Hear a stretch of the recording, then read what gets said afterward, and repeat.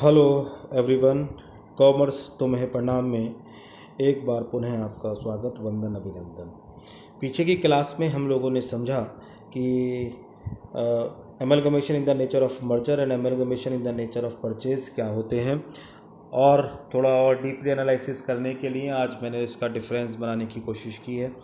Hindi English की problem हो सकती है आप लोगों को, हिंदी में सामने दिख रहा है और इसकी इंग्लिश जो है वो आपको इसी वीडियो में आगे मिल जाएगी, तो स्क्रीनशॉट लेके इंग्लिश वाले वहाँ से नोट डाउन कर लेंगे और हिंदी वाले यहाँ से समझने की कोशिश कर लेंगे। ठीक है, तो देखिए उसी के आधार पे जो हम लोगों ने समझा था, विलय की प्रकृति का एकीकरण जो था, amalgamation in the nature of merger था। एक बार दिमाग में आप लोग रख लीजिएगा।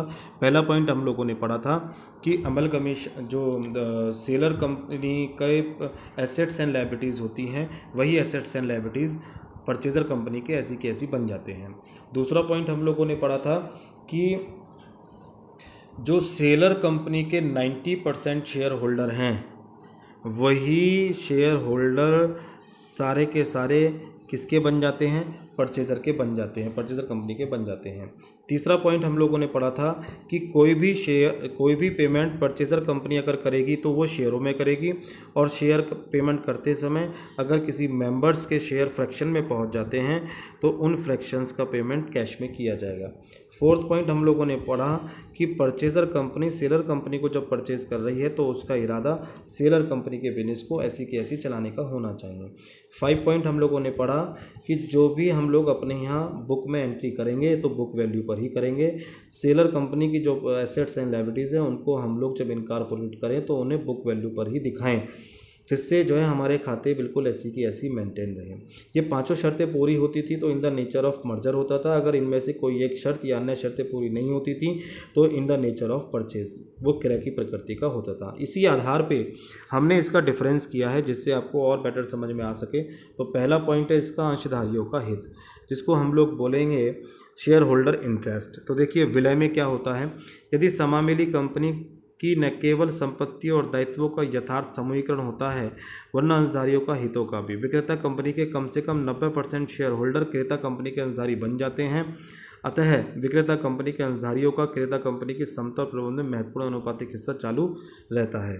यानी कि जो शेयर होल्डर हैं, शेयर होल्डर को जो मिलने वाला लाभ होता है, ये कहना चाह रहा है विलय की प्रकृति में क्या होता है कि जैसा पहले होता था, पहले वो अपनी कंपनी में शेयर होल्डर थे, अब वो नई कंपनी में शेयर होल्डर हैं।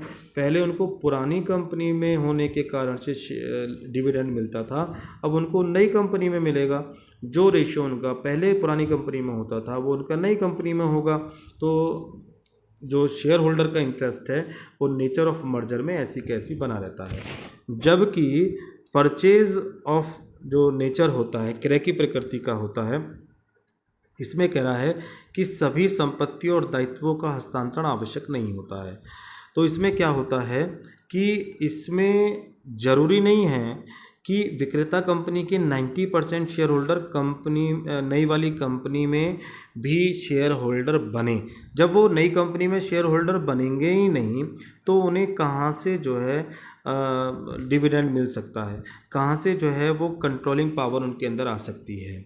तो इसका मतलब सीधा सीधा क्लियर होता है कि अगर नेचर ऑफ मर्जर है तो उसमें शेयर होल्डर का इंटरेस्ट ऐसी का ऐसी बना रहता है, और जो परचेज नेचर होती है उसमें शेयर होल्डर का इंटरेस्ट कम हो सकता है या बिल्कुल ख़त्म हो सकता है। दूसरा मेथड है, दूसरा डिफरेंस है लेखांकन पद्धति। लेखांकन पद्धति का मतलब हो गया कि किस तरीके से एंट्री की जाती है। तो देखिए यहाँ पर जो होता है, विलय की दशा में विक्रेता कंपनी के पुस्तकों में लेखांकन हितों की समूहीकरण पद्धति, यानी पूलिंग ऑफ इंटरेस्ट मेथड, ये देखिए एक नया शब्द आएगा, पूलिंग ऑफ इंटरेस्ट मेथड। और यहाँ पर जो होता है वो परचेज मेथड, यानी कि जो अकाउंटिंग पॉलिसी जो लेखा किया जाता है, वो इसके यहाँ पर जो लेखा किया जाता है वो पुलिंग इंटरेस्ट मेथड से किया जाता है, पुलिंग ऑफ इंटरेस्ट मेथड से किया जाता है। और यहाँ पर जो इनके यहाँ एंट्री की जाती है वो कौन से मेथड से किया जाता है? परचेज मेथड से। देखिए पुलिंग ऑफ इंटरेस्ट मेथड और परचेज मेथड में क्या डिफरेंस होता है जब हम एंट्री बनाना सीखेंगे वहाँ पर हम इसका डिफरेंस समझेंगे बहुत डीपली। बट अभी आपको ये बहुत ध्यान में रखना है कि हितों की समूहीकरण जो पद्धति होती है वो किस में अप्लाई होती है। ध्यान रखना कि हितों की जो समूहीकरण पद्धति होती है वो मर्जर में काम आती है, in the nature of merger. और जो परचेजिंग मेथड होता है वो किस में काम आता है आपका, purchasing, in the nature of purchasing, क्रय की प्रकृति में। देखो तो यहाँ पे याद करना आसान है, क्रय पद्धति यानी परचेजिंग सिस्टम कहाँ पर होता है, in the nature of purchase, क्रय की दशा में होता है। और पुलिंग ऑफ इंटरेस्ट मेथड जो होता है, हितों का समूहीकरण पद्धति कहाँ पे लागू होती है, in the nature of merger, amalgamation in the nature of merger. तो बहुत ध्यान से समझने वाली बात है। पहला पॉइंट हम लोगों ने क्या पढ़ा, ध्यान से समझ लीजिएगा। पहला पॉइंट हम लोगों ने पढ़ा कि शेयर होल्डर इंटरेस्ट। तो मर्जर में क्या होता है, शेयर होल्डर का इंटरेस्ट बिल्कुल ऐसी का ऐसी बना रहता है। और जो नेचर ऑफ परचेस होता है उसमें जो शेयर होल्डर इंटरेस्ट है वो ख़त्म हो जाता है, कम हो जाता है या बिल्कुल ही नहीं रहता है। दूसरा पॉइंट हम लोगों ने पढ़ा कि लेखांकन पद्धति, अकाउंटिंग मेथड हम लोगों ने पढ़ा। अकाउंटिंग मेथड में हम लोगों ने क्या पढ़ा, अकाउंटिंग मेथड में हम लोगों ने यह पढ़ा कि जो मर्जर नेचर होती है, मर्जर नेचर जो होती है, मर्जर नेचर में हमेशा क्या होता है कि पुलिंग ऑफ इंटरेस्ट मेथड को फॉलो किया जाता है। कौन से मेथड को फॉलो किया जाता है, पुलिंग ऑफ इंटरेस्ट मेथड को। और जो आपकी जो परचेजिंग मेथड होता है, परचेजिंग मेथड में जो फॉलो किया जाता है वो फॉलो किया जाता है आप लोगों का कौन सा मेथड, वो मेथड यूज़ किया जाता है इसके अंदर परचेजिंग मेथड। कौन सा मेथड यूज़ किया जाता है, purchasing method.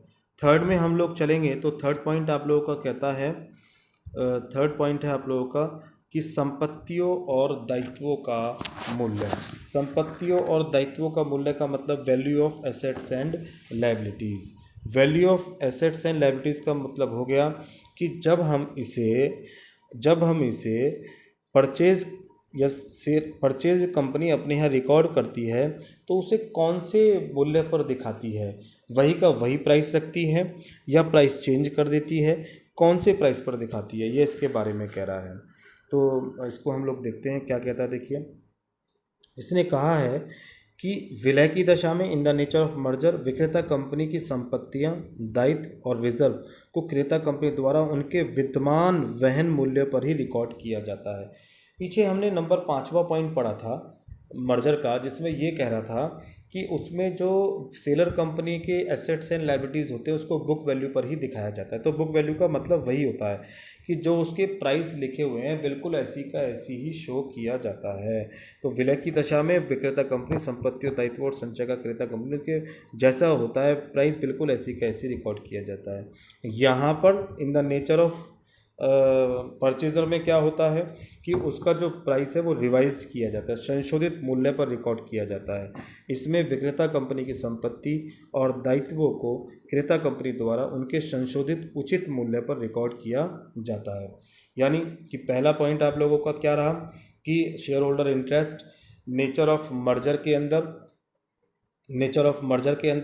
Share holder interest ऐसी बना रहता है, जबकि नेचर ऑफ परचेज के अंदर शेयर होल्डर इंटरेस्ट चेंज हो जाता है।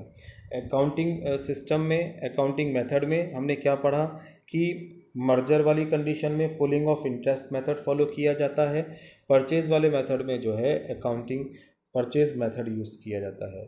तीसरा पॉइंट हम लोगों ने पढ़ा कि value of assets and liabilities. तो मर्जर वाली कंडीशन में एसेट्स, लायबिलिटीज़ और रिजर्व का जो वैल्यूशन किया जाता है वो वही प्राइस पर किया जाता है जो पहले करते रहे हैं, जो पुरानी कंपनी में रहा है।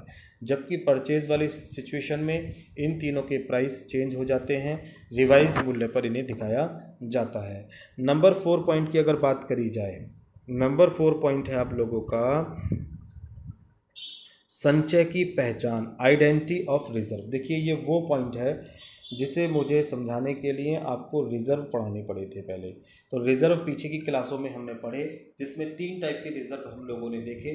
पहला टाइप का रिजर्व हम लोगों ने वो देखे जो अपने अगेंस्ट लायबिलिटीज रखते थे।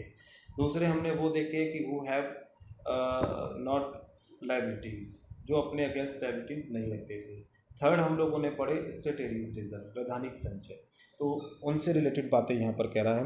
तो कह रहा है कि मर्जर वाली कंडीशन में क्या कह रहा है कि विक्रेता कंपनी के संचयों की पहचान बनी रहती है, उन्हें क्रेता कंपनी के उसी रूप में मिला लिया जाता है जिसमें विक्रेता कंपनी के चिट्ठे में दिखलाए गए होते हैं। ये मर्जर के 5 नंबर कंडीशन की बात कर रहा है, जिसमें हम लोगों ने ये पढ़ा कि जो भी सेलर कंपनी की एसेट्स होती हैं, लाइबिलिटीज़ होती हैं, उनको बुक वैल्यू पर ही दिखाया जाता है। उसी बात को आगे रख रहा है ये कि जो भी हम लोग विक्रेता कंपनी के रिजर्व होते हैं, प्रोविज़न होते हैं, स्टेटरीज रिजर्व होते हैं, वो सब के सब बिल्कुल ऐसी की ऐसी दिखाए जाते हैं। कह रहा विक्रेता कंपनी के संचयों की पहचान बनी रहती है, उन्हें क्रेता कंपनी के संचयों में उसी रूप से मर्ज कर दिया जाता है जैसा विक्रेता कंपनी के यहाँ दिखाए जाते थे। इसमें क्या होता है, विक्रेता कंपनी के वैधानिक संचयों के अतिरिक्त अन्य संचय क्रेता कंपनी के वित्तीय विवरणों में शामिल नहीं किया जाता। यानी वैधानिक संचय को तो छोड़ दिया जाता है।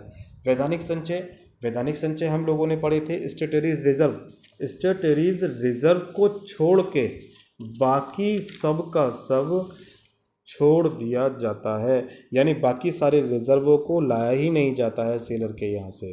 स्टेटरी रिजर्व कौन कौन से पड़े थे आप लोगों को एक बार याद हो जाना चाहिए शायद। Development rebate reserve, development allowance reserve, investment allowance reserve, export profit reserve, T development reserve और शायद फॉरेन प्रोजेक्ट रिजर्व।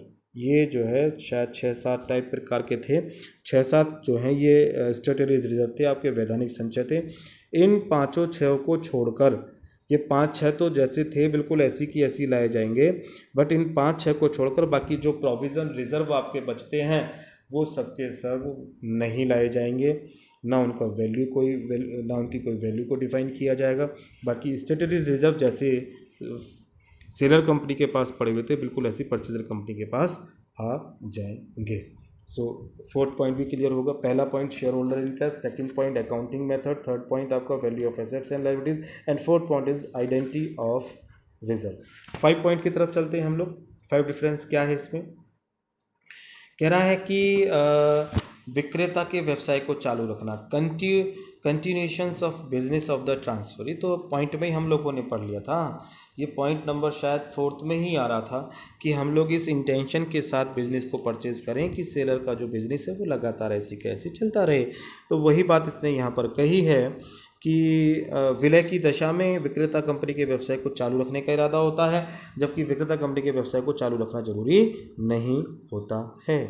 छठा पॉइंट है आपका परचेज कंसीडरेशन। देखिए पीसी क्या होता है, परचेज कंसीडरेशन का मतलब क्रय प्रतिफल। क्रय प्रतिफल का मतलब जो सौदा हुआ है, जो यह समझौता हुआ है कि आपने जो बिजनेस खरीदा है या दोनों बिजनेस आपस में जो मर्ज हो रहे हैं उसके बदले में जो पैसे का लेन देन होता है उसको बोलते हैं परचेज कंसीडरेशन, यानी क्रय मूल्य, खरीदा गया मूल्य, जितने रुपए खरीदा गया है, जितने रुपए का बेचा गया है, जो उसका विक्रय मूल्य क्रय मूल्य तय किया जा रहा है बिजनेस का, उसको हम लोग बोलते हैं परचेज कंसीडरेशन, क्रय प्रतिफल। तो क्रय प्रतिफल में क्या कह रहा है कि क्रय प्रतिफल इसके अंदर तो क्या होता है, जो हमारा था ये वाला मर्जर वाला, उसमें तो शेयर में पेमेंट किया जाता है, और पॉइंट में अगर शेयर आ जाते हैं तो फ्रैक्शन शेयर जब आ जाते हैं तो उनका पेमेंट हम लोग फिर कैश में कर देते हैं।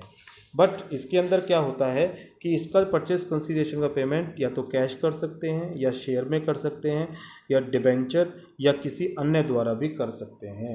इसका मतलब यह क्लियर हुआ कि जब जब हम लोग अगर नेचर ऑफ मर्जर की सिचुएशन अगर होगी तो नेचर ऑफ मर्जर के अंदर जो पेमेंट होगा वो हमेशा शेयर में होगा, और शेयर अगर फ्रैक्शंस में किसी के आ जाते हैं तो फ्रैक्शन शेयर्स का पेमेंट कैश में कर दिया जाएगा। लेकिन यहाँ पर जो होता है परचेज सिस्टम में, वहाँ पर कैश में भी पेमेंट कर सकते हैं, शेयर में भी कर सकते हैं, डिबेंचर में भी कर सकते हैं, या किसी अन्य के द्वारा भी हम लोग कर सकते हैं। तो 6 पॉइंट हैं, शायद 6 पॉइंट ही डिफरेंस है। मैं समझता हूँ कि 6 के 6 पॉइंट डिफरेंस आने से आपको बेटर समझ में आया होगा, बहुत डीपली समझ में डिफरेंस समझ में आ गया होगा। ये इस चैप्टर में बड़ा मुश्किल से समझ में आता है, बट आपको समझ में आ गया होगा। इंग्लिश वाले इंग्लिश यहाँ से स्क्रीनशॉट ले लेंगे, वही बात इन्होंने कही है, आपको दिमाग में रखनी चाहिए। पहला है आप लोगों का यहाँ पर शेयर होल्डर इंटरेस्ट यानी अंशधारियों का हित, उसके बारे में वही बात की गई है।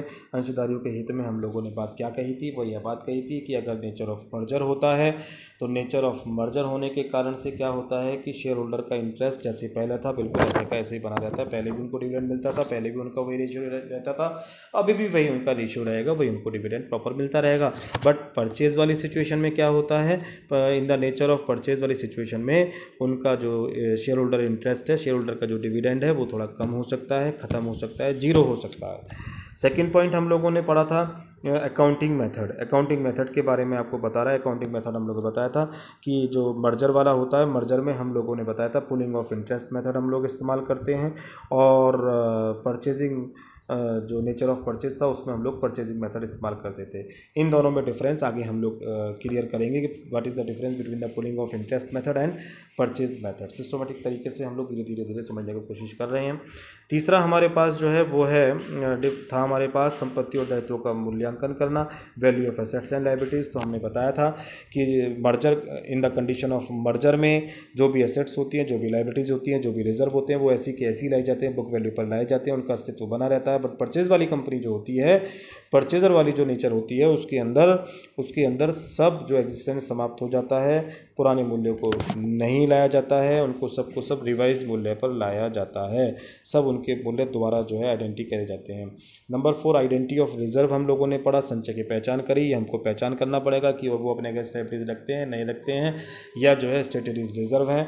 तो जब हम लोगों ने देखा तो इसमें in the nature of merger में क्या रहता है, रिजर्व बिल्कुल ऐसी की ऐसी मेंटेन रहते हैं, उनकी पहचान बनी रहती है।